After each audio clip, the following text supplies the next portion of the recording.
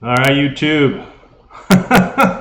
What a mess, what a mess, what a mess. Oh my gosh. All right, it says live. It should be public. Somebody say something and tell me you can see it, please, because I can't believe that I've just wasted 28 minutes of not only my time, but your time trying to track me down. So it should be live. Let's see what happens. Waiting for at least the first person to pop in so I can make sure that before I get going here, I know that it's working. It says public this time, before it wasn't. All right, Gabe, we got you. Okay, so let's do this thing. All right, Chris, good to go. Thanks, guys. All right, I got rid of the other one. All right, so I'm going to go over to OBS now and get this thing up and running. So, full disclosure, I'm going to pop out that chat. I'm going to fix something, but you see here, I did a few things in OBS, and of course that kind of messed me up a little bit, but I think I've got it fixed now, so I'm kind of stoked. I'm going to make a couple quick things here while people are getting caught up to us, and we will make this thing happen. But yeah, I can't believe the thing took that. Holy cow. All right. Let's see here. Undo the YouTube thing here. All right. So this is first live stream after a while. I was going to pipe in some of the feeds here in the YouTube chat. If you guys can give me just a second here, I will fix that. And I will show you a couple other things here that I've got going on. And let's push the Keynote Live play. I've got some answers for Tom. Tom had some answers about DMR and digital and the blasphemy at all and why I'm going to the dark side and whatnot. So this is going to be the PowerPoint or Keynote presentation over here. I do need to go in and edit this pop out real quick. So let me do this so I can get these in here real quick for you guys. Wow, what happened? I lost my pop out thing. Pop out. Oh, come on. All right. Hey, Dennis, Justin, Shane, everybody, Dick, see you guys there. Watching mobile, all right. Hopefully you're not driving somewhere, but let me, I'm trying to get the, what do you call it? It's not letting me have it. So guess what? I'm not going to be able to have the live feed into the little thing onto the right here, the, what do you call them? Comment section. If you give me a minute, I will try to redo that whole thing and see if I can fix it. So I'm going to have to toggle back and forth and see your comments and answer them. But I'm going to go back and get into this OBS thing and get this thing started because we waste a lot of time. All right, so back to the PowerPoint presentation. All right, this is my first impression of the Ailunce HD1. I think it's HD1S is what they called it initially, but it's the HD1. I'm calling it HD1 GPS HT. I was contacted by Ailunce or Ailunce. I'm not quite sure how you say it. Ailunce? Somebody tell me. I don't know. But I was contacted by them from my YouTube channel. They asked if I would check out the radio, use it, and do a product review. Basically, no strings attached. I asked them what are the expectations if I find something that I don't like. Clearly, if there's something I like, they'd have no problems with that. They did ask for some feedback so they can correct some different things, and I appreciate a company that wants to know the problems that you find with the product so that they can make it better. So basically, they gave it to me. So they said I can keep it, I could throw it away, I can give it to you, I could throw it in the ocean, I could do whatever I want with it. So there's no strings attached to it. So I kind of like that I'm not obligated to do anything with it besides play with it and give you my opinion. With that, I'll tell you, I did have a few frustrations with it. And I've had this radio for about a month now, a little over a month. And it largely, I couldn't get it to I couldn't figure it out. But that was part of my plan. Part of my plan was to basically utilize this radio without reading the manual, without going through this thing, without hooking up the cable and programming it with the software, and there's a reason why for that in a minute, but strictly from just seeing if I can intuitively figure it out. This thing, I believe, is manufactured in China, and there are some things that you can tell it is an overseas product, but I'll tell you this too, for those of you who know what I do in my line of work, when I first put my hands on it, it very much resembled the feel and build quality of my Motorola that I use at work. So, so there's a lot of good about this radio too. So no strings attached. And it sat in my bag for a while. I took it on a Summits on the Air hike on field day. On June 24th, I did Josephine Peak. And it went inside my backpack. Well, I also carried my Yaesu like I always do, you guys seen. But the big reason why it stayed inside my pack was because, and I'll get into this a little more, because the belt clip. And I'll talk about that in a minute because that's one of my cons, which in my opinion is a very small thing now that I've got it figured out. But that's one of the reasons. So when you have to put it inside your bag versus having it out and available, I didn't use it. I got up there and time hit me and I had to stick and move on the peak. And I wasn't going to fish around. I didn't even eat on that one. I didn't make coffee. I just grabbed my radio, had my daughter hold it up, and bam, we made some contacts. It's field days, you guys know. It's busy, and you just want to get in and get out. And it was hot, and we want to get off that hill. So I did not activate it yet. I was able to program it with 146.520 on my own. It took me a little bit to figure out that I needed to switch from analog to digital. I did figure out how to do that on here. I accidentally found that it has an FM receiver in here, so I was able to listen to music. I thought that was kind of cool. So anyways, I'm going to get into more details on that in a little bit, but I did take it on a Summits on the Air hike. I did not use it activating. I did kind of use it around here in my garage testing it. I found some issues. I brought those up. I'm going to get into all those in just a minute. So this is my first impressions, and there'll be a subsequent video of this radio and why I have it in my possession. But for those of you who don't know, what's my ham radio purpose if this is the first time finding me? I'm into Summits on the Air, or SOTA as it's called. Basically, it's portable operations up on a hilltop, hike to a hill, activate it by calling and contacting 4 different people in any band, any mode, except for via repeaters. So DMR, that's part of this that's not going to play into it. But you make contacts and then you hike your butt down and you get points for that. Person on the top of the mountain gets the points as an activator. Person on the bottom of the mountain chasing gets points as a chaser. So something I like to do, keeps me in shape, keeps me out there, and like the picture implies, I just like spending time in the outdoors. So that's my primary function. A secondary function for me is my mobile around town stuff. So I have a DStar ID5100 ICOM radio in my truck, and that's been a great radio. But there are some differences between that DStar digital radio and this DMR digital radio. I'm going to kind of talk about those briefly in this one, but kind of tell you what some of my first impressions are since I'm new to both. Now, another thing is, you know, you can look at my perspective on this radio as a handicap because I'm not a DMR or a DStar guru.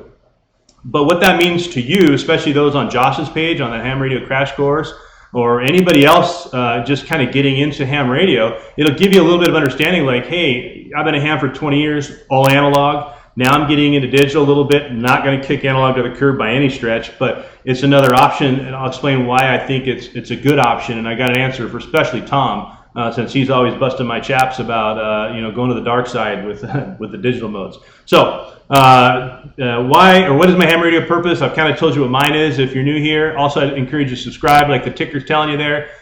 Subscribe, check out my my YouTube channel, or my website, kg6hqd.us. I have a little store I set up there. Anything that I get from you purchasing off my Amazon links kind of helps me out and allows me to kind of open up this kind of area, which I'm having a lot of fun. I kind of got a little bit different of approach. Oh, one more thing too.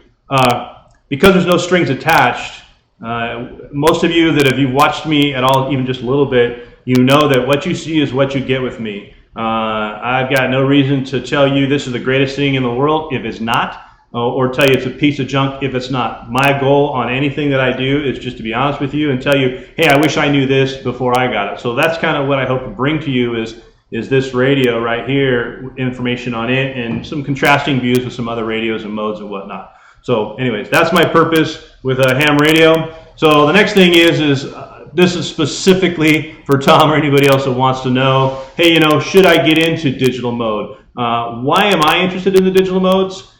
Digital being DMR, this radio, DStar, the one in my truck, the ID5100, and then there's Yaesu Fusion, which I have not dabbled in, even though I own a few Yaesus. But right now, for me, it's DStar and DMR. But what's my main reason why I thought getting into digital would be a good thing for me? And I'll tell you, go back to the previous slide. My primary purpose, out in the woods, hiking, hunting, outdoors, fishing, whatever, I use APRS. That's how I keep in touch with my wife.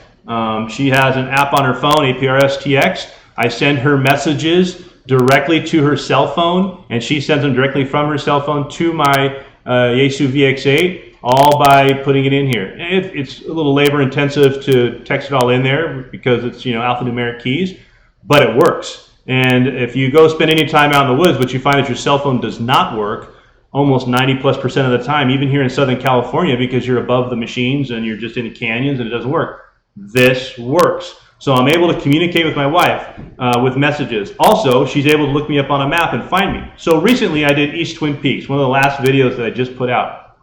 There's part 2 to that video, and that was the hike out of there. On that hike out of there, I had this on the Papa system because I'm kind of playing around with the Papa system. For those that don't know, the Papa system, a bunch of linked repeaters. But long story short is, I was talking to Tony and a bunch of other guys. Well, I was using it more on repeaters and listening a lot, and all the way in, on my activation a little bit, and all the way out, and listening to FM radio. Well, I finally killed a battery. Finally. It took forever after a lot of hard use. And it transmitting APRS beacons every 3 minutes too. I managed to kill that battery, and then I had no cell service, and my wife and my daughters were freaking out. They got a hold of my neighbors at Ham, and then I just happened to get into my pickup truck when I turned on my radio, and they all know to call me on 5.2. They're pointing beams where I'm at. Go back to the thing I said about telling people where I go. I do that. And they were able to track me down on 5.2. I talked to my buddies, and they relayed back to her, hey, he's all right, he's just getting in the truck. But it gave me an idea. It's like, okay, my cell phone didn't even work when I got to the truck. So having another mode to put myself on a map, knowing that I could do that. That's why I chose DStar first. I chose DStar because DStar overlays to APRS, which I've gone in some of my other videos. You can find them on my channel about how that works. So again, it's a reason, it's a purpose. It's not just because it's got a lot of gadgets you never use. I actually use these features and I seek them out specifically.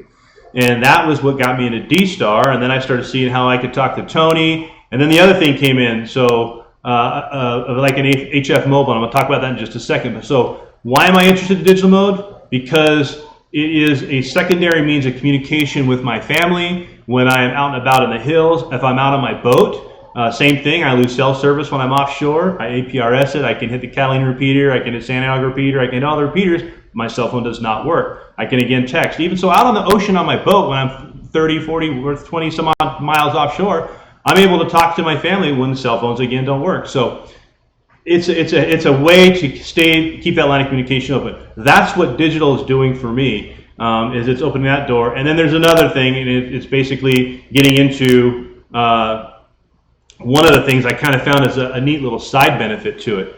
And that is that, well, HT versus mobile. I've kind of already talked about that. I think everybody should have an HT minimum and versus the mobile. For me, one mobile in my truck, that's it. I'm not putting a bunch of antennas on my truck, and I don't want a bunch of radios in my truck either, because I just don't want, that's just me, I just don't want it. If somebody wants it, great, but that's not what I want. You know, this thing, I have it in my cup holder while I'm driving around. I've been listening to the DMR for the last couple of days, and then my DStar radio's on, so now I'm able to listen to the activity level on 2 different digital modes. It's been interesting. But an HT is something obviously that works. I use it for my, like I said, my boat. If my wife goes on shore, I'll hand her this because she is also a ham, so it's all good. And I'll be able to talk to her when I'm idling out in the harbor somewhere and she's up getting some more ice or whatever she's doing, and then she's coming down to the dock, I know to come in. So I use it for boating. I use it for hunting. I talk to my other buddies. I use it for when I do my soda stuff. I use it when I go jeeping, when I used to go jeeping and off-roading. Tons of reasons to have it. And so I think HTs are very, very important, and mobiles are as well. So DMR versus DStar, I just talked about that a little bit. They are very, very different. I'm going to get into some of the nuances of DMR that I just had to learn a little bit ago. And, you know, it's been interesting, a little bit of a learning curve, and I'll share those with you. The other thing is HF Mobile. So this is kind of the real thing, especially for Tom. This radio right here with DMR, this little teeny bugger right here, which is very affordable, I'll get to that soon, is Sweden this morning, Ireland, Japan, Korea, Australia, New Zealand, all over the US, non-stop. DMR has been impressing me as far as activity level versus DStar. So that's the DMR versus DStar thing. Is I kidded around with Tony, K9 ARV, and we both got our ID 5100s that DStar is Dead Star. And I don't think that's wholeheartedly true. I think the next step for me with DStar, I'm getting a little off topic, but is doing a zoom spot and then hitting reflectors and playing with that a little bit more, which I think those will align more closely to the top groups, and maybe it'll open up the international communications. But bottom line is the digital modes like Echolink and all those different things is they allow you to have minimal equipment and still talk to people all over the world. Again, go back to what I do primarily, Summits on the Air. For me, having a radio that I can talk to somebody in England that maybe propagation isn't good, but I've contacted them before. And, you know, I also talk to people online with different medias on Twitter. If you're not following me on Twitter, I encourage you to check me out there. But I'm able to keep up with these different people that I've met all over the world, and it's pretty cool. So I haven't really gone that far with it, but the possibilities and the potentials are there. So if you're watching this, and I know I got people in Italy and Germany and England and a couple other places, I look at my demographics. Hey, you know what? Leave a comment on this message here and tell me which DMR machine or talk group you're on, or DStar for that matter. And I'd be happy to try to connect with you. Hit me on Twitter if it's on the fly, because if I'm moving around mobile and somebody says, hey, I'm on the X12 or whatever, the 30 alpha reflector, I'll plug it in, I'll go there. Or if you're on this machine or you want to know where I'm at, hit me on Twitter, because Twitter is the primary social media format that I use to engage with all of my YouTube people. Instagram being secondary. I'm kind of okay on Instagram. Facebook, just so you guys know, for me, other than groups like Josh's and a couple other Facebook groups that I drop in on, I kind of keep my friend list to mostly family and very close people. So if you're not on there, don't be offended. Just know that that's just kind of how I try to operate, because it gets out of control. And with what I do, I try to keep a little bit of OPSEC, operational security. So anyways, HF Mobile. Tom, to answer your question, if you're going to be riding your motorcycle, like you said, from Florida all the way to California, you could have one antenna, and you can have one DStar or DMR radio, and you can have a Bluetooth to your helmet, and you too could be talking to me and Tony and everybody else, all your pals. Once you start making friends, you have actually people you want to talk to on a regular basis, and they're spread out everywhere. On your motorcycle trip, HF Mobile, forget about it. I mean, you can try. I guess everything's possible. You do bicycle mobile and stuff like that. But I think it's a lot more discreet and efficient, actually. So just a thought. That's a reason for me of why I really like the digital mode and what I think it offers. So I've talked about GPS, APRS, and messaging. So another thing, this being an analog machine, the VX8 that I use all the time, this is what I use for my APRS. The difference with this, with DMR, it doesn't do messaging, but what it does do is it allows you to have preloaded messages. So I could actually key somebody specifically up and have a pre-formatted message in here that says, hey, meet me on whatever, you know, and we could coordinate, or I'm on scene, or you can do these little quick key kind of messages. So that's kind of neat that it does that. But it is not like APRS. It's like 90 degrees in my garage, my new little wall studio. You'll see more. There's a whole bunch of stuff coming soon, but this is the backdrop now that I was building to kind of eliminate some of those shadows. But it does do messaging, which I like. I haven't explored with that yet, but I know the possibilities are there. And again, this is a first impressions video. Analog, APRS, GPS. This has GPS in it as well. But I haven't really found out what the purpose of the GPS in this thing is for, other than to send your coordinates to a machine. But I don't know how that overlays yet. I haven't experienced that. If somebody on here knows how that works and they want to share, by all means, let us know. Tell me. Looks like a whole bunch of people making comments. And guys, I promise I'll catch up as soon as I can. But anyways, I don't know what the main reason of having GPS in this radio for is. So until I figure it out and share it with you, or you find it somewhere else, or you figure it out yourself, you know, it's an upgrade to have the GPS built into this unit. So why buy it? You know, and while it's doing that, and it's also, and you can turn it off too. And all I really think I found is you can upload and download your GPS position to whatever DMR or whatever machines you're hitting. If there's a purpose, I don't know. So more to follow on that. So another thing, let me go back to my presentation. I was trying to check on some of the comments here. So GPS, APRS, there is a difference on that. On the DStar, and again, this is first impressions on this alliance, but on the DStar, it does messaging, but there's a whole bunch of other stuff you have to do, and it doesn't really work like APRS. So far for me, the best messaging system is APRS. Just enough on that. All right, so what else? Let's see here. All right, so some of the specs on this radio. Obviously, it's a VHF, excuse me, VHF UHF radio, so it's a dual bander and it's also dual VFO. You can see there on that picture, and I don't know if I'm getting this thing close enough. You can see right now it shows on the picture North American and the Papa SoCal. So it does have a dual watch feature, which is kind of nice. You can see the VHF frequency range and the UHF frequency range on there. It does put out a maximum of 10 watts on, I think it's on VHF. I have that in here too, but maximum of 10 watts. There's a couple other cool features on there with these soft keys I'll get to later on that are very programmable, and that's one of the things. Obviously, it's analog and DMR, so I kind of like that. It's got both. And one thing I put this on there for specs, I mean, there's a whole bunch of specs in the manual, but the 3200 milliamp lithium-ion battery, here's what I want to tell you. So I took this thing to work yesterday. I left my house at 4:45. I turned it off last night at like 8:30. I had 86% battery left. I was chunking throughout the day because I'm going to talk about static and active different DMR machines.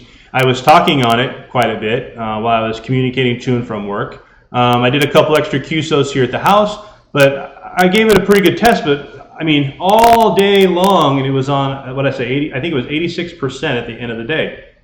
Very efficient. And there's a thing in the software which I haven't quite fully understand yet, but there's a battery saver mode, and it's like a 1 to 4 thing. I don't really know what that means and why it works or how it works, but again, this is a first impression. So there's some of the rough specs on it. There is more information about this radio that's available. You have questions at the end. I will get to some more information on it. If you got specific questions, I'll go to the comments. All right, so some of the cons. Let's get to them. The number one con for me right away was the power knob. So I don't know if it's specific to this radio, but one of the things that I had happen is I had the power knob on the top. Sometimes when I turn it on, like I just did, see how it powers up. But sometimes when I turn it on, I get nothing, you know? And then another thing happened today on the way home from work. I had it monitoring when I was at work, sitting on my desk while I was doing all this stuff. And I don't know if it went into a sleep mode, or I don't know if it something happened, but I tried turning it off, and I turned it back on and off and on and off, and it wouldn't reset it. It wouldn't turn it back on. So I actually took the battery off, put the battery back on, and restarted it. And again, I had 96% of my battery left, so there was no reason for it not to do that. So I don't know what that is and why that's working. I'm going to contact them through this video and whatnot. That just happened yesterday and today. So I'm going to ask the manufacturer what that's about and see if it's a known issue or if there's a fix for it or whatnot. So that's one of the things right away was the power knob. For whatever reason, a little glitchy. Rarely, less than 5% of the time probably. And if it happens when you turn it on, just turn it back off and turn it back on and do that a couple times till it turns on. I think a brand new radio shouldn't do that. But anyways, that's one of the experiences that I had. So the other thing, the belt clip. Remember I told you this thing stayed in the backpack when I went. It did come with this little strap right here, this little handheld strap. But then, you know, when you're backpacking, you're not going to have something swinging around. So it did come with this belt clip, which is nice. Now, I'm going to go to a different camera view, and I'm going to show you something, and it's probably going to make me have to do something else. Let's see. Dare I do it? If I do it, we'll see what happens. All right. So now let me show you this. I'm going to use my iPhone and show you this belt clip a little bit, and I hope the Keynote fires back up. So here's the belt clip. Pretty straightforward, nothing special about it. It has a nice sturdy clip to it, which I like, but that's not the problem. The problem for me was this. These right here are T8. 8 is in after 7 and before 9. T8, which T means Torx. This is a Torx head bolt. It is not into the battery, it is into the unit. So I just think that they could have used maybe a little bit more universal, like a Phillips or even an Allen key or a T10, but a T10 would be big for those holes, I suppose. But this slides right underneath that little mechanism right here, the lip. That little lip right there goes right underneath the deal here, and then you bolt it down.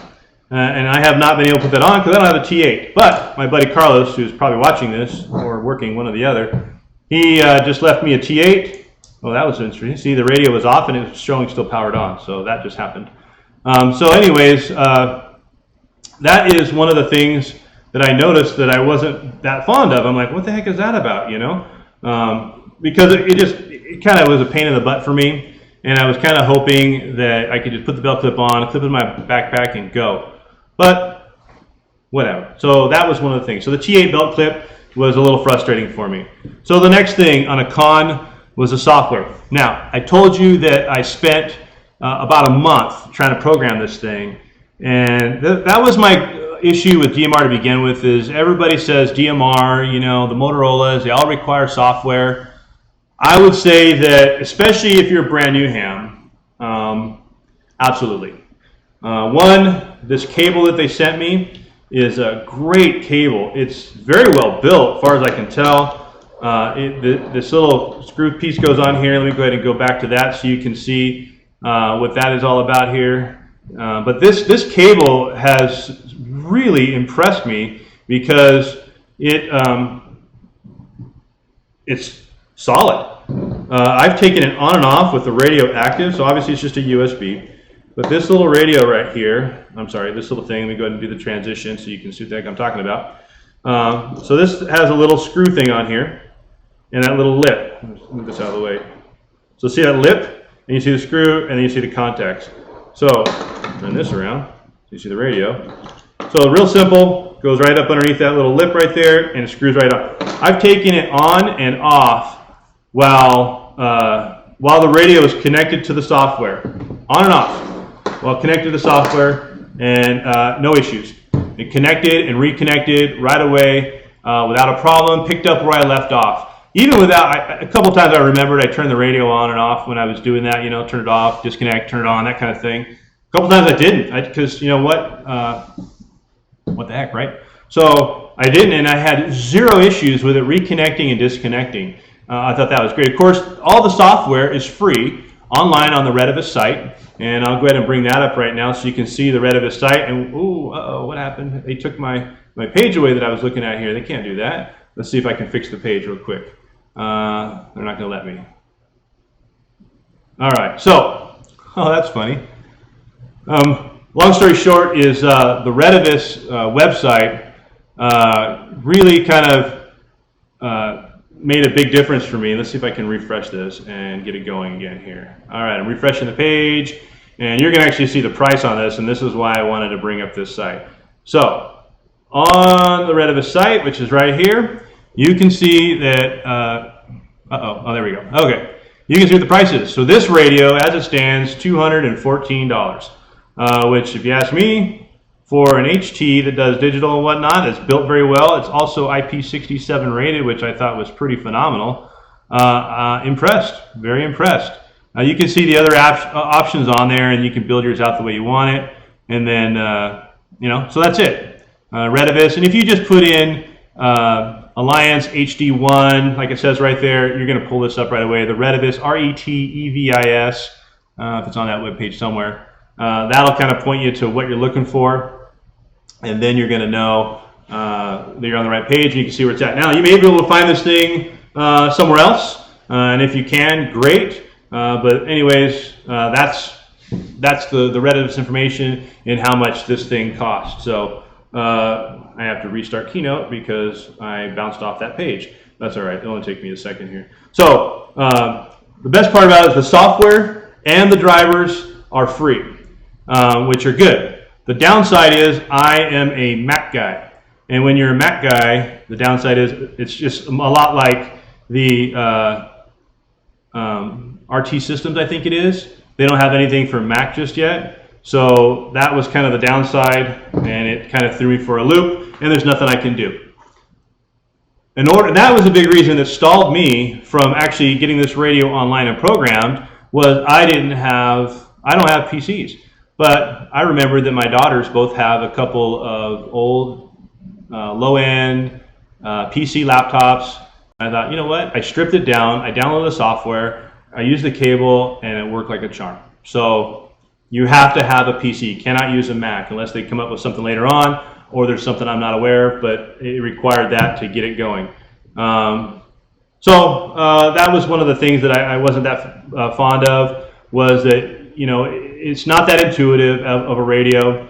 and it does require the software to get it to work. All right, so moving on. What else we got on here? The audio level. So when I first got this thing, the microphone is right here in this little thing on the very front. And it's just like every other HT microphone. It's not this big giant speaker thing. It's just a little teeny dot. Well, this thing's IP67 rated, which means that it's pretty waterproof and dustproof and whatnot. We'll get to what that means in just a second. I believe there's a little bit of a plastic film over the top of that. And it was just very, very low audio. And you really had to get on it to talk into it. Now, with this thing being 10 watts, you don't want this thing all over your face. So you kind of want to get it away a little bit. That's one of the things I'll give props to the company. Is I contacted them and I said, hey, you know, this mic level, the mic gain is terrible. And I don't know if it was already there or if they included it after I mentioned something, but right away they told me, hey, go download the software, and I thought they said they updated it. It could have been there and I just didn't know it, and they were pointing me to where it was at, because there's a little bit of communications stuff going back and forth. You can tell there's a language difference, but still very polite, very nice person. And anyways, it was on there, and once I got the PC hooked up and I found it, right now I have it set to mic gain 5, and the reports I'm getting from all my buddies are like, hey, it sounds like a rock star. So the audio transmitting is coming out very good. And I'll also say this, I'm getting ahead because it's a con, so you know what, I'll wait for right now. But I'll say that the problem with that con has already been fixed. The power knob, that's still lingering. The software, to me, that's a con, but it's a small thing because it's free. And then the T8 belt clip, again, you know, it just required me to go buy a T8 tool or get one from a buddy, which that's what I'm going to do. So that's kind of where I'm at with that. The last thing is the antenna. So let me go ahead and go back to this other zoom here, because I want to show you something about this antenna that kind of, well, I don't really like. So let me go back to here, and we go to right here. Moving all this stuff around. I'm a one-man show, you guys, so you gotta bear with me. I'm just gonna go ahead and pull this thing off, and I'm gonna show you what it's all about. Set that up on there. All right, that should be a good view for you. You should see there. Oh, good. I don't even have to move it around too much.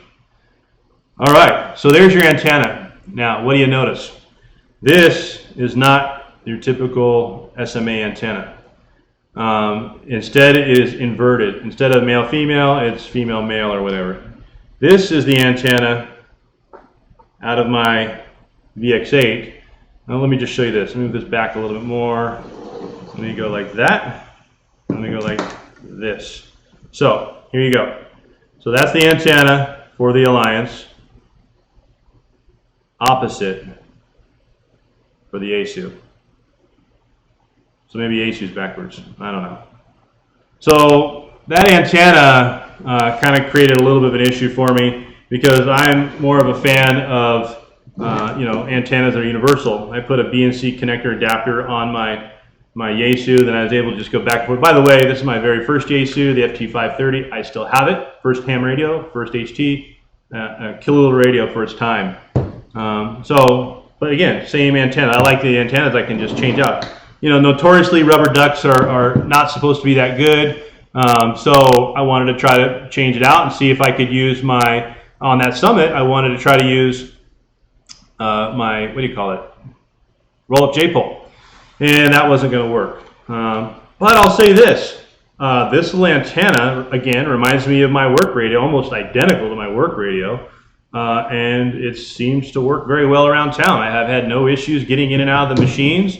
Santiago Peak, I pretty much drive all the way around it to go to work. And other than where I can't even get into it with my truck on my mobile rig, well, of course I'm not going to get into it with an HT in that zone, but by and large, it works really good. So I'll say, hey, even though that I don't like the configuration, I wish it was a little more standard universal, the antenna, it still seems to be a pretty efficient antenna. So moving on along, some of the pros. All right, let's talk. And you'll see there's more pros and cons so far. There's a little hot tip coming in. All right, number one, the build quality, the durability. Again, I already told you I'm going to move faster now. I feel this thing is very ruggedly built. It's a plastic, very durable plastic, just like the Motorola's. Reminds me just like my work radio. Very, very durable feeling. So I'm very happy with the build quality so far. Other than that knob, I don't know what's up with that knob, but everything else seems to feel real good. Even that T8 belt clip has a real sturdy spring in there, so I'm looking forward to that. Overall size of the HT, you know, when you look at it, you can see I got pretty good sized hands. It fits perfect. It fits perfect in my hand. You know, I can activate it with 2 fingers, 1 finger. The soft keys are right down here. It fits really, really nice in my hand. I also like the size of the display. I think the display is a real nice size. It's big enough that even I can read it. Even when you're programming in the frequencies, it takes a lot of characters. Very, very impressed with just the general size of the radio. It's not too big, and it's not too bulky, but it just feels like it's just got a lot packed in there. So I'm kind of very happy with that. The waterproof thing. So like I said before, this is an IP67 rated HT. So let's talk about IP67. What the heck does that mean, right? All right, so I went and I found information about what IP67 means. I looked online, did a Google search, real simple. And bottom line is the 6 is the first digit, is for solids. The solids means that, you can read right there on the website, you can do a Google search IP67 rating and what it means.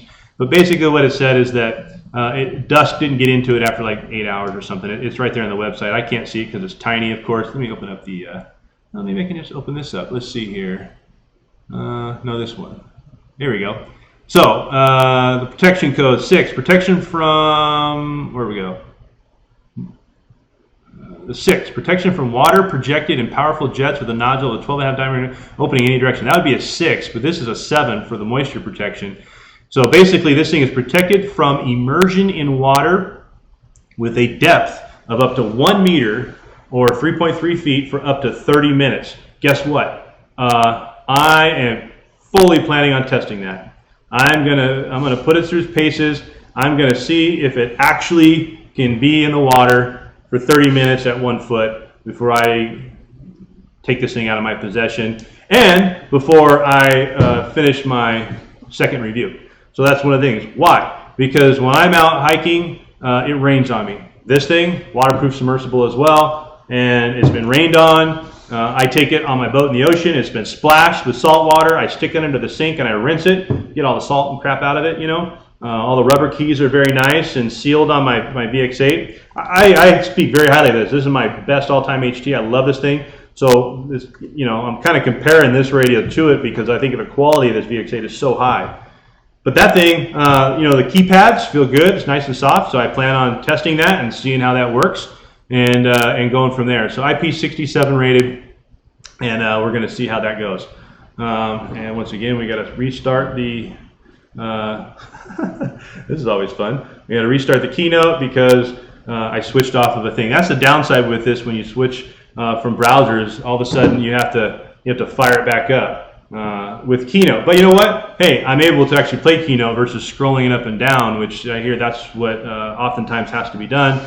And I think it's much more ham sexy. We'll use that word. It's ham sexy to have it like this. So let me get it caught back up to where we were, and then we'll know where we're going next. But again, the waterproof stuff for me is a must-have. I must have it, and I think you should have it too, because it's better to have it and not need it than need it and not have it. That's my opinion. All right, here we go. We're caught back up. Maybe I won't have to bounce off. I think it was the last slide that I needed to bounce over to the web to show you something. So waterproof, good stuff. All right, soft keys. Like I told you, soft keys on this thing are very nice. Very well put together. They're big enough. I can see them. And they correspond nicely with the little display thing up here. You can see menu and back. So there's some things about it that I think are pretty intuitive. But then the soft keys anyway. Soft keys are soft keys. I like them. I think they work good. The next thing is, oh, wait, go back. So that was the keypad. Let me talk about the soft keys. So yes, I am going to go back and switch to this thing real quick again. Because I don't think I need to. I think I'll just keep it right here. I'm going to do it this way instead. So soft keys. If you can see on there, you see the PTT and you see these two keys right there. One up and one down. There, good. I didn't have to switch out. So those soft keys, number 1 and number 2, you can program them for up to 4 different things as far as I can tell. A short press and then a long press. And you can go into the software and it actually has a space on there where you program it. Hey, I've got mine set up where a short press will take one to scan. A long press will then take it into something else. I forget what I did already. I could turn it on. And then, but most importantly, it was scan and power modes. FM radio's one, and then there was something else. I forgot what it was. So, but you can customize those. You can have it go to a certain frequency. You can have it do a bunch of different things. Send messages. You can have it do those messages, those pre-formatted messages that I told you about. So very, very handy. The soft keys are nice. I like them. And the keypad. I already talked about the keypad when I was really talking about soft keys. Oh, excuse me. So the display, I already mentioned it. It's a big enough display. It's about, I don't know, a little over an inch, probably an inch and a quarter by an inch and a quarter or so, maybe a little more than that, 2 inches by an inch and a quarter. But it's big enough I can read it. You know, they pack a lot of stuff on the VX8. Let's go back to this. They pack a lot of stuff on the VX8. Let's turn this one on so you can see it. Channel mode. So you can see the difference in size like that. You know, this one's a little bit more square, a little bit more rectangular. They pack a lot of information on both of them.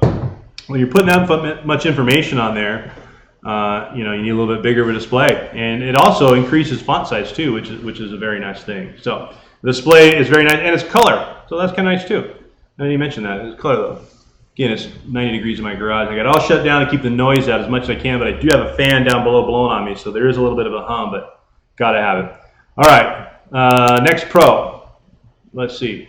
Battery life. I already talked about that. 3200 milliamp lithium ion battery. It's a rock star. I'm really looking forward to seeing what this does on the trail because it's so impressive. And like I said, on the DMR side, you know, when I'm on the trail, I'm putting out a beacon about once every 5 minutes on 5 watts, just a quick little APRS. You know, I get to the summit, I talk on it for a little bit up there, you know, maybe 20, 30 minutes, whatever. Sometimes I'll listen to the radio, but this thing has been going off on DMR like all day long because it's on promiscuous mode, which means it scans like a whole bunch of the different DMR frequencies, not just the ones that are up. It's like a dual watch. And it's going off on a regular basis and super, super efficient. So the other thing, which I don't know that I put on here, let me see if it is on here. The software I talked about, the software is pretty easy to use, fairly intuitive. There are some things I'll probably do. There's tutorials out there already, HD1, just do a YouTube search for that. I may do one too, but there's code plugs, I'll talk about it soon, that don't really plug into this. But the software out there, it's got a lot of stuff to it. You can put 3,000 channels in this thing, I think, and there's a bunch of different zones and stuff. So it's a pretty beefy. I mean, what some of the guys are doing is like they'll buy this and say, hey, road trip, I'm going on the road. And they'll program every frequency along the route that they're going on a code plug in the software. Then you flash it holds it all, holds the 3,000 channels. Or they're just doing SoCal. They'll put all the SoCal repeaters. Or they'll do just DMR. Or they'll do their MCOM stuff. Or, you know, you do, by the way, just like DStar, you have to register with the DMR. You get an ID. It takes a day or so. You plug it into the radio. That's the radio ID, and I put my call sign in there. So my radio and my call sign, I put some information all in the software. So when I key down, excuse me, when I key down, it'll actually send my call sign in Corona, California. And just like when I see other people on there, it tells me who's on there as well and who's coming in, just like DStar does, which is very, very handy. I kind of like that a lot because you can go through the list and, oh, hey, Bob was on there. Hey, KB6 CIO, saw you were on here 10 minutes ago. You still out there? Which is kind of neat. You know, you can kind of catch up a little bit that way. So, but you have to download the address list. Now, when you download the address list, what you're doing basically is every time somebody registers, they're adding to that list. And you can get the latest copy list. There's a Facebook group on there, and if you're interested in that, I'll put it in the comment section later on. This video closes out when it's posted online. Go follow that Facebook group on there, and those guys in there seem super helpful about this radio. I mean, I've been there for 2 days. I found it from a guy that I met when I finally got it programmed up through Bob. It turned me into Sean, and Sean turned me on to some different information, and away we're going. So, hey, Sean, plug to you, WD6 FOX, Sean Fox, good dude in our area. Gave me a lot of great information and super fast. I like plugging people that help others out because I'm all about that. Anyway, Sean turned me on this Facebook group, and right away I found the CSV file. Back to that PC that I have, doesn't have Microsoft Office, but you can save a CSV file and just have it on your desktop, and then you can upload it into the software, and it reads it to the radio. What that is basically takes every one of those DMR ID numbers that you get, and it corresponds with your registration information so that And once I update this radio, and say you register now, and 2 days from now I'll update my radio, and I'll take that new stuff, I'll put it in here. When you key down, your information shows up. And that's pretty cool because, again, you can see who's out there. And you know what I've also found is the activity level on this thing has been really, really well, where there's a lot of international discussions on it, like way more than DStar. And with that, sometimes it's hard to hear some different accents and the way people pronounce things, but it sure is nice to look down and go, what did he say? And you look down and say, oh, there's his call sign right there and his first name and where he's from. So you start learning where call signs are because you're visually now connecting the dot there with, hey, that call sign's from Sweden. That was earlier today, a guy from Sweden or wherever. So that's kind of a pretty neat feature. I really like that. All right, so the software is pretty cool. Go with that. Next is the intuitiveness. I think the intuitiveness of the software is pretty decent, but there are a couple things that you probably need to watch a video. Again, I tried for a month to do it without even using the software, and then once I got the software, I spent a good couple of days and figured it out enough to get on there, but I really muddled my way through for probably 6 hours because I was doing things differently, and then I was able to figure it out after I went and searched for information. So now that you're watching this, go search for information, make your life easier. But again, I'm doing a product review, so my goal was to see, hey, how can I do this intuitively? So that's that for that. Power output, I already talked about that, 10 watts. You know what, because I know it's right here. 10 watts is the maximum power rating on VHF. And on UHF, the maximum power output is 8 watts. And the mid band, or mid power level, is 3.5 watts. And low power is 1 watt. The thing with digital modes too, by the way, Tom, is they're much more efficient. It's a narrower bandwidth. Because of that, it punches better. It's much like CW. You narrow up that bandwidth, it's able to punch through a little bit better. That's how I understand it. Broader is kind of a little harder. That's why it's sideband and stuff that doesn't go as far as CW in the digital modes, FT8 and all those other different things. So you can get away with lower power on the digital modes and actually have a good QSO, which that's good because then your battery lasts longer. So there you go. Another good reason for you, Tom. See. All right, audio quality. Now, I talked about audio quality. Oops, I pumped the button twice there. On transmitting and how that's fixed because I found a mic gain setting. I'm going to talk about the audio quality of this speaker and what it sounds like and the volume of this little guy right here. Very impressed. It's got a good bassy sound. It talks to you. It's got audible. It's got Roger beeps. If you're into that thing, I'm not into that. I'll just leave it on right here and see if I can bump somebody and see if we can get somebody to talk. And then what you'll see is, I'm going to transition over in case it happens. I'll put it on the screen. Let me go to worldwide, actually. Up, and then go to worldwide. Oh, the other thing is you can't double. It'll actually tell you busy. Look. You see that? I can't even see because I'm holding it up to the computer. So somebody came on. You saw it, I didn't. But it tells you. And if they've registered since I've did the address book in there, and it'll just come up with just their DMR number. So if you saw that, then that's what that is. But if it comes up with the name call sign, that means that they're in my address book. Where this person is, and they're from Baton Rouge, Louisiana. I saw that real quick. Baton Rouge, who's that? So hopefully that was in focus enough.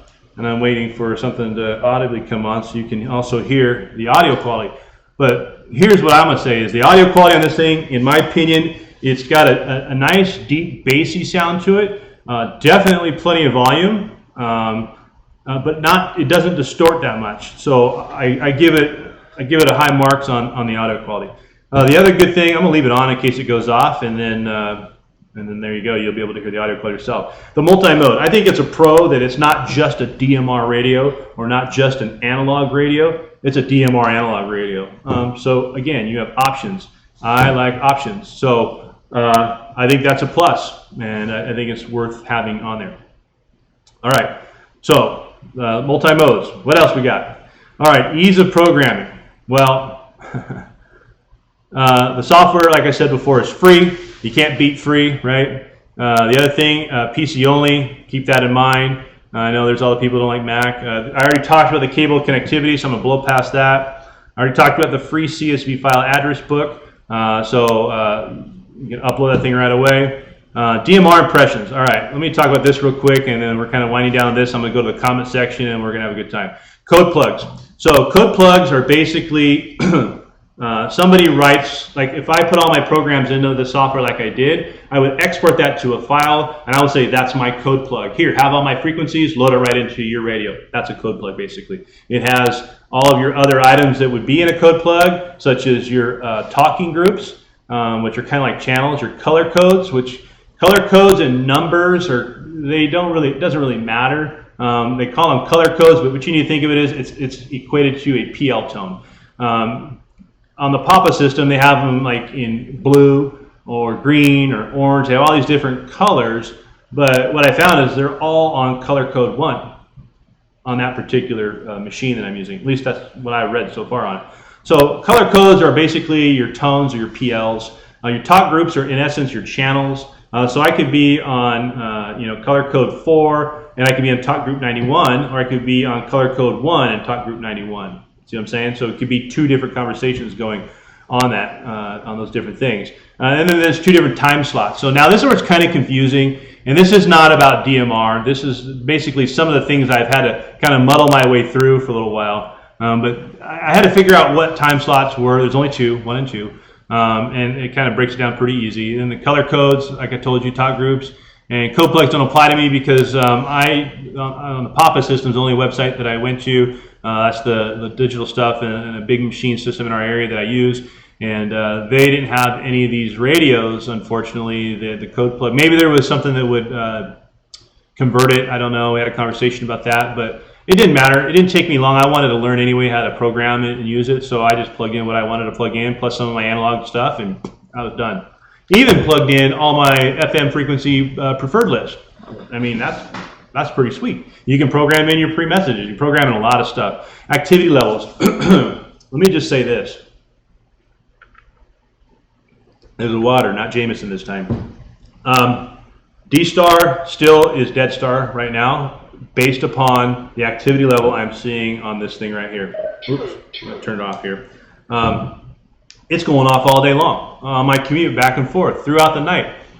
There is significant, much more activity on DMR so far in my experience in this area compared to DStar.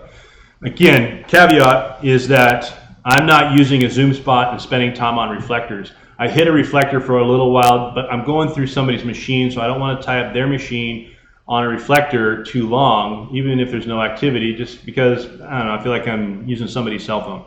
So having a zoom spot may kind of bring that game up a little bit. I don't know. I do like when I connect to other repeaters. That's kind of neat. I talked to Tony on a repeater, just his local repeater. I can find him that way. That's kind of neat, and we've done that. But just on a blanket statement, I would say that, and some of the people on YouTube as well. There's a couple other guys. I think Terry's one of them. Terry Woodcock's one. There's a couple other guys back east that have told me they don't have any DStar machines in the area. There just seems to be a few more DMR machines out there, probably because hams are notoriously cheap and they stretch a penny to make copper and all that fun stuff, and because the market's flooded with some of the old public safety stuff. Maybe that's it. I don't know. I'm just taking a guess. But maybe that's why there's so much DMR stuff out there. Maybe that's why there's a lot of DMR. More DMR, seems to be more DMR repeaters. I don't know, but what I'm telling you is in my experience in this area so far, what I've found is that the DMR activity level has been way higher than the DStar. So I have to give it props for that. So what else we got for DMR impressions? Oh yeah, no audible tones. So I was having a QSO with a guy, and I'm waiting for like a tone to drop. Because remember, you're talking on a machine. No. So I'm like waiting. Unless he says, go ahead or something like that, it's like HF. He just stops talking, and it's a lot cleaner than DStar so far. It seems much more of a cleaner audible tone to me, in my opinion. So they'll just stop talking, and you can look down because you'll see if the receiver. But now you got to look at it.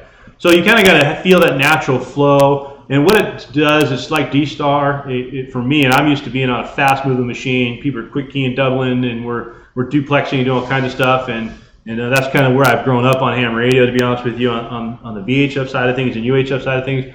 But on this one, it's a little slower pace. They talk, they unkey, you listen, and it allows people like Echoing to get in. All-Star's been getting in. I've heard some All-Star people connecting in to the Papa system through it. Been kind of interesting. But even if they are talking, you try to double, It just says beep beep. It says repeater busy. It won't even let you do it. So you can't double, just in case they're holding it down. It's going, you know, not paying attention. And you won't be able to double. So just you're not going to get an audible tone. That's all I'm trying to say. Which is something unique. So static versus active PTT. All right. So there's two different types of DMR machines that I've had to learn about, and one is basically a static machine, which means that it's always on. So if I turn this on, and I don't even remember which one it is, but if I go on to, see, there's a guy in Michigan right now on one of these ones, exit, on the North American one. So the North American one, the worldwide one, and the Papa, let's just say they're static. That means they're always on. I don't have to do anything, and I can monitor them, right? But let's say Papa SoCal is, I think Papa SoCal is actually a static one. An active one means you basically got to kerchunk it once. Uh-oh, what happened? Get gunshot because I'm talking? You got to kerchunk it once to open it up, and you connecting to the DMR machine is a good way of thinking about it, in that it'll open up for 10 minutes and you're connected, but if you don't key down in 10 minutes, and you're supposed to ID every 10 minutes, right? You don't key down in 10 minutes to keep the QSO going with that machine or whoever, well, then it'll disconnect from that machine. So that machine is not constantly tied up by too many people. So it like automatically engages and disengages based upon you engaging the PTT. So that would be what is known as an active or PTT-driven machine. So you got to know that. You'll turn it on. You're going to just listen, but it might be an active DMR repeater that you're listening to. It requires you to actually kerchunk it in order to engage and hear what's going on and put yourself out there. So just keep that in mind if you're new to DMR, something else I had to learn about. All right, so what else? What's the bottom line? Bottom line for me is that 2 is 1 and 1 is none. This radio has two features in it, DMR and analog. It also has a third one, really has a GPS, and it has messaging. It's VHF, UHF. It has FM radio. But you know what? You can never have, right, too many HTs. There's another one up there. You can never have too many HTs, I suppose. Because you know what? You give them to people. If you're a prepper, you know what? You give them to your family members. You give them a little top group or whatever. If you're going hunting, you give them to your hunting buddies if they're all hams. You know, if you have the Mars mod, you can do, you know, GMRS, FRS. You can do all that stuff. You can never have too many. This was given to me to do a product review on, and the first impressions on this little radio are I'm very, very impressed. I cannot complain. Initially, I was like, what the heck is this? And then once I got past that, it just like exploded with, wow, I might actually want to actually use this thing on. So I'm finding what I would actually use this for because it's that cool. It's making me think about, what if I want to put a second radio into my truck and just have DMR? Because so far the DMR has got my attention. I'll say that. That's what this has done. It's opened up where DMR now has my attention. Video is unavailable. That must be the other one. Let's go over here. All right, good. Thank God. Okay, all right. I'm looking at the comments now. Holy moly! Let me go back and see where we're at on comments, or we could just start with. Hey, Josh, thanks, buddy. I'm just getting to that. Here we go. KLE. That's my first one, Josh. You got me on the super chat there. Now that I'm up and running with that, I'm eligible. So appreciate it. Good to see so many people in here. Let's see if I can find some stuff. Hey, Mike, I see you in there. K&MRD. Good to see you. Okay, I'm getting down to see if there's any specific questions that I might be able to answer. All right, Zach asked, what can you do, or you can do APRS through DMR on Brandmeister? Oh, see? All right, Zach, that's good to know. So I don't know how to do it, but Zach says that you can do APRS through DMR. That's good to know. Hey, there's Bob, KB6CIO. I think I've got the thing turned down. Oh, that's another thing. I'll get that later. All right, so let's see here. It's not for APRS. That's one thing. All right, let me turn that down because I want to talk to you guys now. It's not for APRS. That's one thing. So Josh is saying otherwise. Yes, I do need an AC in here, Tony. Oh my gosh. I had all the garage open, then I shut it down because the AC is running outside. There's, it's daytime out, so cars and kids are going around, so it's going crazy. Just trying to keep the noise down. Popping on my voice peaks, really? Let me see if I can fix that, Donald. If that's the case, I can probably actually tune that up and have that fixed. Yes, I see that. How about if I did something like That right there, is that better? How about right there? You know what? I'm just notoriously loud, I think is what it is. I have one of those big kind of booming voices. They always tell me I'm too loud.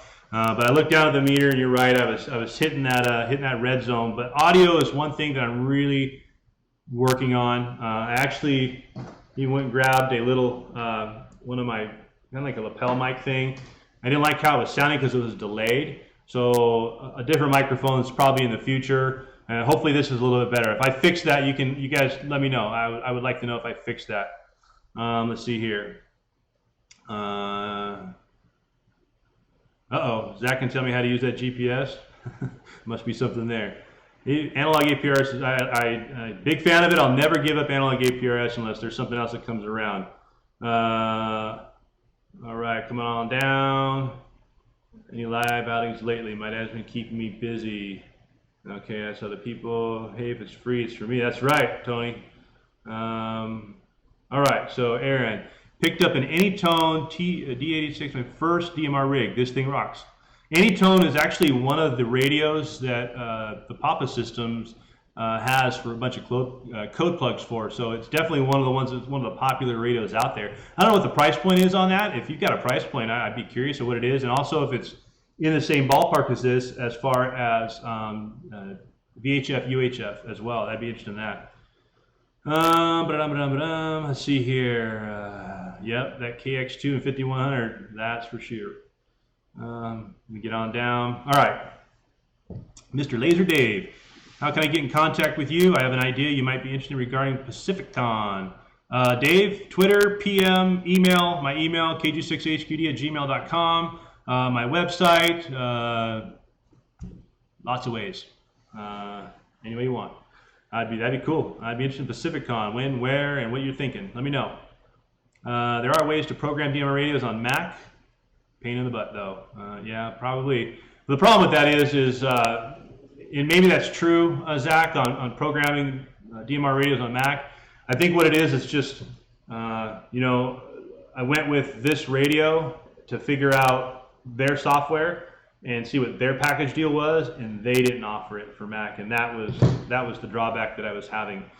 So unless they change that, hey, that's a good idea. Retevis, Alliance, make a Mac version for your software, because I bet it'll run faster, smoother, and much more better, in my opinion.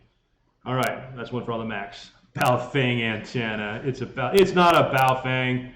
You guys are killing me. I avoided everything I could even mention that, actually, because I actually really like this. All right. They did away with the Baofeng. Let's see here. This is normal. You guys are killing me. Female to female SMA. Yes, Dennis, true. Thanks, Alex. Appreciate you digging on my videos. I'm going to get this, as you can see, I did a little bit of work on my OBS presentation here. A little ticker down below, and working out how to do some things. It's only going to get better. This is my second live stream. I was texting Josh frantically last night because I couldn't figure out how to do a couple things, and unfortunately I had to go to YouTube, the #2 search engine in the world, to figure out how to work this OBS program. But now that I kind of got a better understanding, it'll get better. All right. Gabe says, give yourself an awesome hotspot from next-gen custom hotspots to complement all the digital modes. So, that's interesting you say the next-gen custom hotspots. Recently, I had somebody say that the Zoom spot was like the cat's meow. That was the bomb diggity. But I'd be interested in why people think that. All I heard was, Zoom spot, the end-all, be-all. And I think Tony, which one? I forget which one Tony has. Tony has one too. I think actually Tony has 2 of them. But anyways, yeah, hey, you know what? Throw it in your comment section. Tell me which Zoom spot or which hotspots for you and why, and how easy they are to connect from multiple radios. That's what I want to know. I'd like to have a hotspot in my truck that I connect to via my DStar radio, or if I want to use this thing, that I can, get on those reflectors. I'd like to know how to do that. Again, this is the first impressions video. So Justin Moyers just did 2 on his channel on something. I don't know on what. Brief video on the mobile install. Okay, yeah, that's all hotspot talks. Yeah, that's what it was, Tony. That nano spot and open spot. That's right. So anyways, looks like people are. Hey, Terry. Good to see you're in there anyways, man. Oh, guess what? Terry sounds like Siri. Siri went off on my phone, so let me turn that off there. I don't need the phone right now. All right. The time slot is basically, basically the byproduct of savings of digital. 2 something, okay, 1 DMR, 1 DStar. All right, Justin, Moyer, later, brother. I hear you. I get up at 4 o'clock.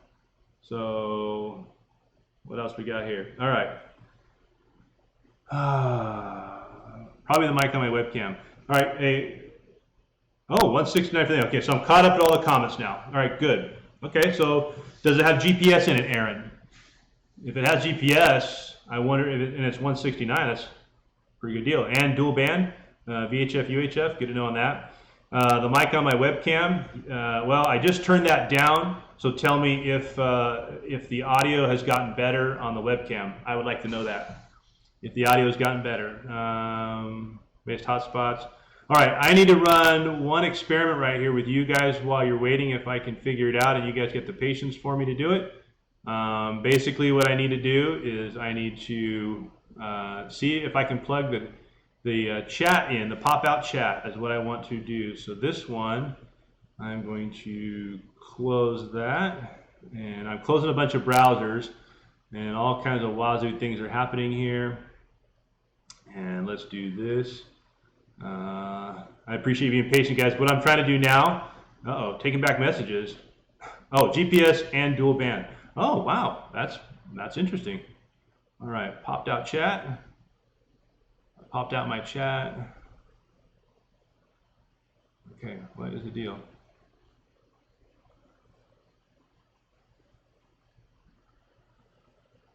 So what I want to do right now is I'm trying to figure out how to put my chat into the comment sections for all you guys, and I kind of need to do that while it's going.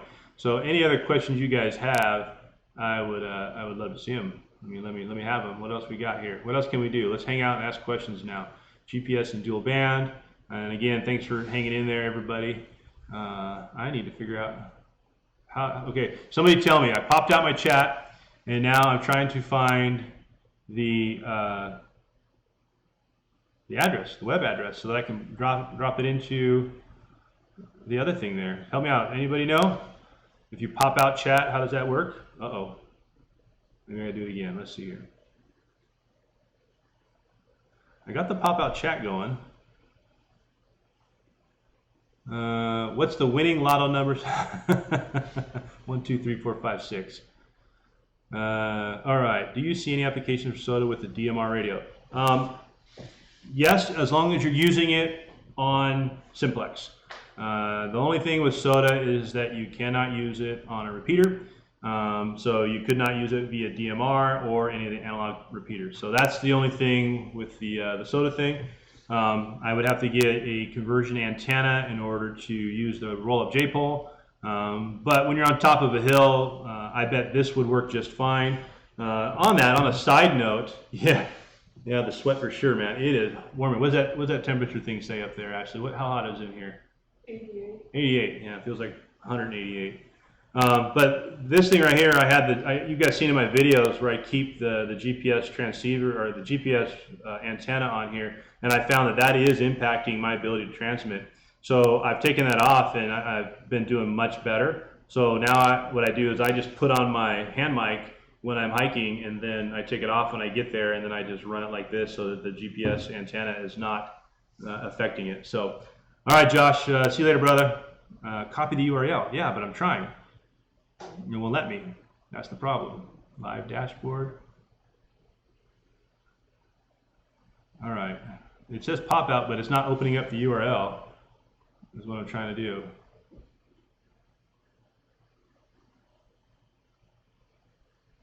Oh man, come on.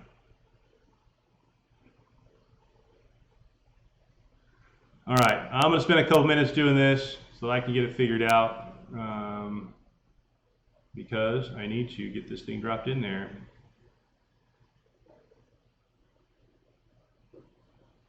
Is that my pop out? Yeah, see, I got it to pop out. If you did the pop out, look for the floating. Yeah, I did. And I was able to do it on the first live feed when I went private. How do I expose? What do I got to go into expose? That's what I got to do. Where's that at? Expose. That's what I'm kind of looking for right now. Edit. View. Show status bar maybe? No. How do I? I'm just looking for expose. If I can do that, then I will be happy. I will feel like I had actually figured out.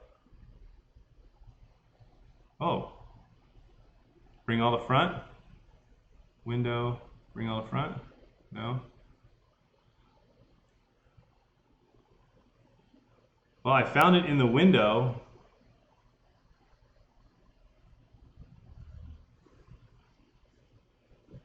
Well, let's see if it works. Okay, I think I copied it, so I'm going to go in here and see if I can fix this thing now. And let's see. Let's open this thing up. I think this was for the old one. Let's see. No, that's not going to be. That's going to be the whole video. So I didn't get the right file. Let me take show. Oh, look at this. Tell me, Zach, that that's my. Oh, we're moving. If that's my pop out, because that looks familiar, I might actually have it then. If you gave me the right one, let's see. Hopefully, I'm not putting in somebody else's. That would be interesting. All right, let's see what's happening here. Here's what we got going on so far. Oh, I guess it would help if I had https : something like that, maybe.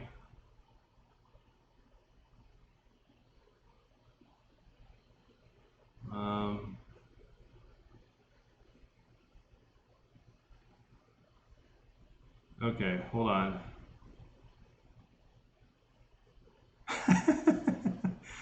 Yeah, I'm trying. YouTube won't let you post full links. Okay, gotcha. So, hey Zach, was that all I need to do is do HTTPS in front of that, though, right? Yeah, I did all that. YouTube.com live, and then this big long thing. Merge all windows.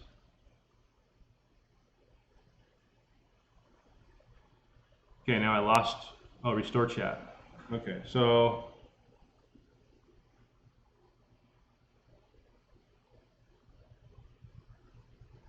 guys, appreciate you hanging in there. Yeah, the likes are good. Don't forget the subscriptions. If you haven't subbed, that would definitely help me out. I see, let me see the live chat, VRMZQ2, blah, blah, blah, blah. I'm looking to see if that's, when I popped it out the first time, it actually had it in the status bar. Oh, wait, I think I might have got it. I think I got it. I was able to copy it and let me do something here. Okay. About ready to paste this thing in here, and if it works, okay. Wonder why it's struggling. Oh, boom, nailed it. Let's lock that. How about that? All right, thank you guys. I appreciate that. That's huge. Now I feel way more better. All right, but now you know what? If I restore chat in here, will it take it out of my pop-up, I wonder? Because I am not able to see it. Well, if I go like this. Oh, now I can. Got to put Skype in my OBS. Hasn't added yet. All right. All right, boom. Yep, got it. All right, everybody. It's getting past my bedtime or close to it. It's like 8:30 something here, 8:45. I get up at 4 a.m. But hey, again, I broke 1,000 here recently, and that's because everybody that's on this channel, I appreciate it. If you're not subscribed, I'd greatly appreciate you subscribing to my channel and kind of keep me moving forward. I'm real responsive to all the comments on all the videos. They come through on my phone. Sometimes they don't show up right away. I have to kind of go online and see them, which is kind of annoying. But I do get back to everybody as much as I can. Anything I can help with, I try to. Any video ideas, I'm down for. Send me an email on those. Hit me on Twitter. I really like Twitter a lot, like I said in the beginning of this live feed. So if you're on Twitter, follow me there at KG6HQD, of course. And then, my website, it's kind of it's a fledgling website. Got a couple things on there, pumped in some of the videos. But one of the things I did put on there is, hey, everything costs money, and in California they tax us to death, as those of us live here know, including gas taxes. So, hey, if I can make a couple bucks, if you're buying stuff on Amazon anyway, and I can make a couple bucks in the process, throughout the month from everybody. You don't get charged anything extra if you're not familiar with an affiliate link. Basically, it's an advertisement thing. So you'll see advertisements on my website. On all my new videos now, I finally fixed my descriptions. You'll see links to all my stuff, and then I'll be building those out even more. I'll be adding different gear. If you've got gear you want me to check out and do a product review on, I mean, this is my very first official product review. I spent an hour on it. A lot of it was some technical things here, but I've had a good time with you guys. I love seeing the comments and seeing what you guys have to do. What your feedback is. It's a community. I mean, people helping me out as life is going. I expected that, to be honest with you. I had a feeling that somebody's going to come in and tell me some stuff about DMR, and if you don't know, you know what? Make it up, right? Just kidding. But my goal out here is to kind of help fill in the gap, be a little bit more of an energetic kind of person, and get out there and actually not just talk about ham radio and be static with it, but actually go out and do it. So what I want to bring to you is I want to bring to you that, hey, this is how I use this stuff. That's kind of the area that I'm trying to plug in. And I keep throwing in the hiking with ham radio stuff because one of my goals, all hams, it's almost like being a Christian. You should be out there and being a disciple, and you should be, recruiting and spreading the good word. Kind of the same thing with being a ham radio operator. Everybody says that the community is dying and dying off faster than replacing, and the younger community is not that interested. And I have two teenagers, and I talk about it all the time. They have an interest with the girls, and it's not as strong in them. But they're interested in some of the other stuff that goes with it, which has kind of been fun. So what I would say is that I'm trying to bring in the hiking community, and that's one of my goals. So if you're a hiker and you're finding this and you have a question, hey, what is ham radio? What do you mean ham radio? I remember when I first heard ham radio, I was like, ham radio, or even amateur radio. Amateur radio, I mean, who wants to be called an amateur to anything, right? So it's not an attractive word for our hobby. But you can call yourself whatever you want. Propeller head, super genius extraordinaire, a geek, a nerd. I've heard them all. I've been called them all. I've played with them all. It's fun. I think Dennis even said I'm a nerd. Where are you at, Dennis? I think you called me a nerd not long ago, or hanging out with the nerds or something. But you know what? It's fun, and by and large, most people in the community are very cool and helpful. So thank you guys for subscribing, those that have, and building me up where I'm at. And you know what? Share the channel on your social media stuff or your friends, or if you've got somebody that's interested in ham radio and you think maybe some of my videos will help recruit them to kind of get them a little bit more intrigued with it, or if you want to do a demo, or you want to, whatever, you know what? Just hit me up. I'd be happy to do whatever I can on my end of things. I also have a very cool opportunity as well. I just was coordinating with Steve W. Golf 0 Alpha Tango, as you guys know, Steve Galchuk in Colorado. I'm planning to make a trip out there hopefully this fall and visit Steve, and we're going to go hiking and playing with goats. So that'll be coming in the fall. I'm going to go back out to Florida. In fact, I'll be in Florida next week, Tony. Hopefully I'll be linking up with you and seeing you guys over there, even if it's just for a cup of coffee or who knows what, probably 2-hour coffee. But I am going to be in Florida. I'm scouting out my retirement places with the wife. Bottom line is I have a new luxury afforded to me where I can fly a lot of places. So if you're in an area and you'd like to see the HQD drop in and we could do a collab and collaboration and do some activations, or just set up portable or whatever. Maybe I'll show up on your field day or a hunting trip, or who knows, whatever. I'm cool with that. I know Mike and John up in Canada. I plan on getting up there to those guys as well as soon as Mike gets back. He's out on a deployment, and hope you stay safe out there serving the country. But anyways, point is I can fly around a lot more readily now. So if the schedules work, I'd like to do that. I'd like to come out and visit some people and check out some new areas and operate in different places. So keep that on your radar. I will be out and about and around, and you're going to see different videos and different things. That's why I think Don Gibbs was mentioning, maybe, I think it was Don, was talking about the Huntsville Hamfest thing. It's not off the books. It might happen. Big thing for me is being home when the kids are home, so that I can make sure that the timing is taken care of, even though they're teenagers and they're driving. I think it's just as important to be home when they're teenagers and driving. So with that, let's see here real quick. Where in Florida? Well, I'll be doing a big circuit, to be honest with you. I'm going to land in either Orlando or Fort Lauderdale. and then I'm going to do a circuit across. So if I land in Fort Lauderdale, the route will basically be across the Everglades, up the Gulf Coast, into the Tampa area, north of Tampa a little ways, and back across to the eastern side of the coast, and then down all the way through down to Fort Lauderdale, and that basic circle, if you will. That's kind of the area that I'm looking to retire. So I don't know exactly where, but there. If you're in Florida and next week and I'm in one of those paths, Twitter's very good. If you're like, hey, I live in this town, it's along that, look at the main route. That's all I'm looking at. And I plan to spend, my goal is somewhere along to live and retire, probably Tampa, north of Tampa, maybe between Marco Island and just north of Tampa ways is some of the areas I'm looking at real hard. I like my earthquakes over hurricanes. So I might get a taste of it. We'll see. Anyways, with that, thanks everybody. I'm going to end it here. I really appreciate everybody coming out and being part of the stream tonight. Thank you, 73, and I hope to connect with you on other social media channels. Good night.